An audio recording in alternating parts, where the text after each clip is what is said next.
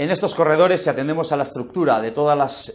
figuras que intervienen en ellos, tendríamos en una exportación, iniciaríamos con un cargador o shipper, que es la persona física o jurídica que se encarga de entregar la mercancía, el transitario, operador de transporte internacional, que es la persona física o jurídica que diseña, coordina y dirige la cadena logística en su totalidad, el agente marítimo o consignatario, que es la persona física o jurídica representante de la compañía marítima o armador en el puerto de origen, la aduana, que es el organismo donde se hacen las declaraciones a la exportación, luego el puerto, que es el organismo que se encarga de la gestión y el desarrollo de las infraestructuras portuarias, y como parte de ellos la terminal, la empresa que se encarga de la carga y descarga de buque. El buque como medio de transporte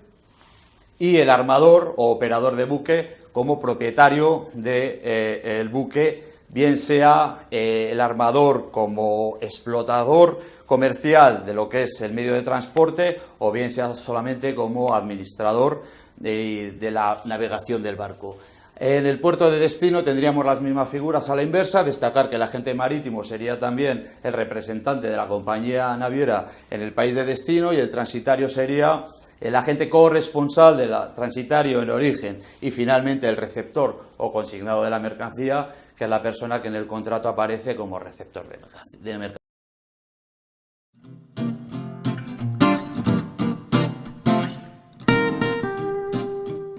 Características de este modo principalmente serían la gran capacidad que tiene, puede transportar grandes volúmenes y grandes pesos a través de todo el mundo, es un modo económico para las medias y largas distancias, tiene un ámbito internacional, tenemos en cuenta que 3/4 partes del mundo son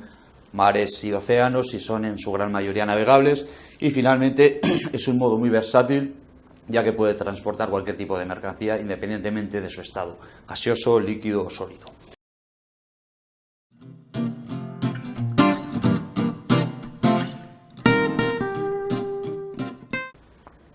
Si atendemos a la clasificación de la flota marítima internacional, tendríamos que poderla clasificar de muchas maneras, pero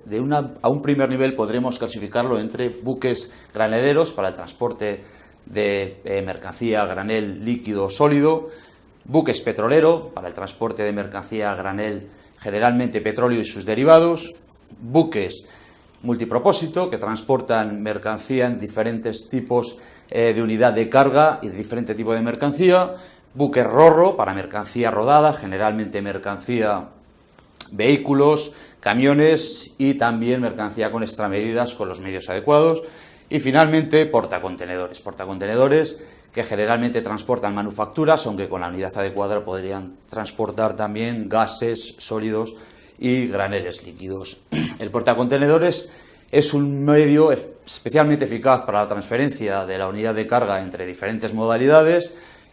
barco, camión o barco, ferrocarril, y también aprovecha los tiempos de carga y descarga, así como la seguridad, ya que la mercancía va contenerizada y precintada desde origen.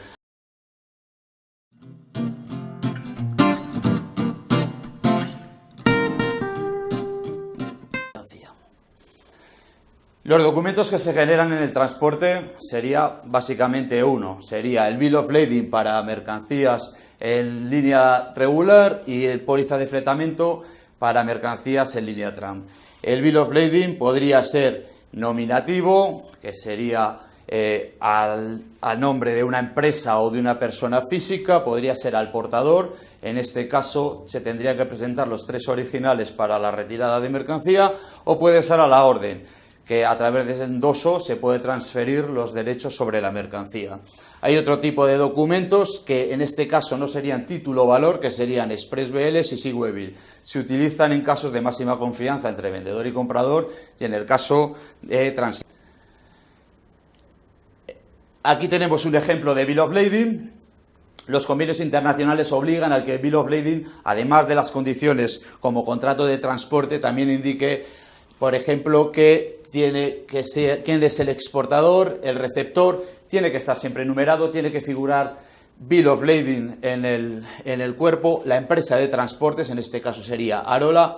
quién es la empresa receptora en destino que va a hacer la entrega de la mercancía contra el documento, tiene que ir fechado y sellado, y también poner el número de originales que se emiten. Por el otro lado tenemos la póliza de fletamento para mercancías en línea tram, en el que la voluntad de las partes prevalece sobre cualquier normativa internacional. Es un acuerdo bilateral entre las partes, si bien para la redacción, para una fácil redacción, ya existe en algún modelo prefijado, por ejemplo, el time charter, que sería una póliza por tiempo, o el voyage charter, que sería una póliza por viaje.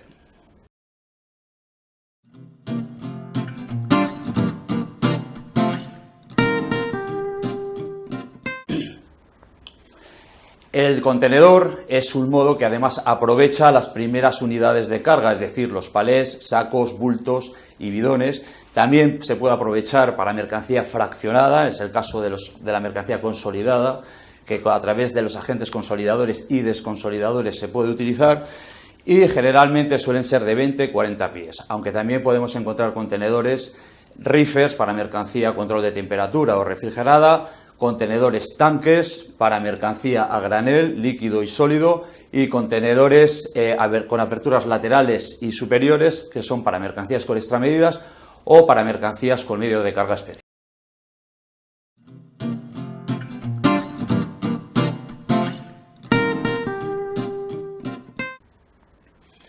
¿Qué podemos hacer cuando necesitamos cubrir el riesgo de la mercancía más allá de los límites de responsabilidad? Pues contratar una póliza de transporte. Hay que decir que no existe un seguro a todo riesgo en el transporte internacional, si bien el más avanzado sería las cláusulas inglesas A más War Risk y Strike Risk, que serían las cláusulas de riesgo de guerra y riesgo de huelga.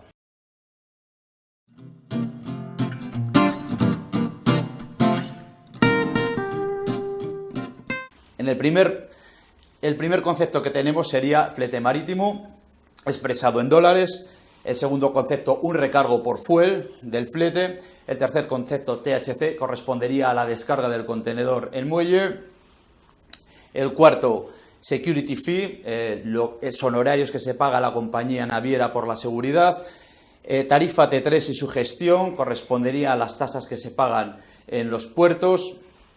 Precintos, la gestión documental por la emisión o recepción del documento de transporte.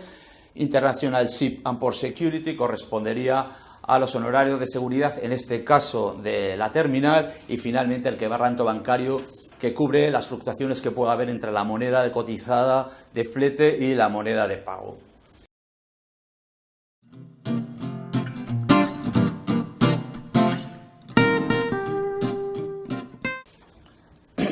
Hay otro tipo de costes adicionales que no se suelen tener en cuenta a la hora de proyectar una operación internacional, pero que pueden darse. En este caso serían, por ejemplo, las demoras, que es el uso que se hace del contenedor, que es propiedad de la compañía naviera, las ocupaciones, que es el uso que el contenedor hace en las instalaciones portuarias, el posicionado o vaciado, en el caso de que la aduana requiera de inspección de la mercancía, es posicionar en una zona especial el contenedor, abrirlo, vaciarlo y volver a llenarlo con la mercancía. Los servicios técnicos de inspección en frontera para aquellas mercancías que necesiten pasar por PIF, y daños al contenedor que puedan ser ocasionados por la mercancía, y finalmente las conexiones reefers para aquellas mercancías que van conectadas a temperatura o están refrigeradas.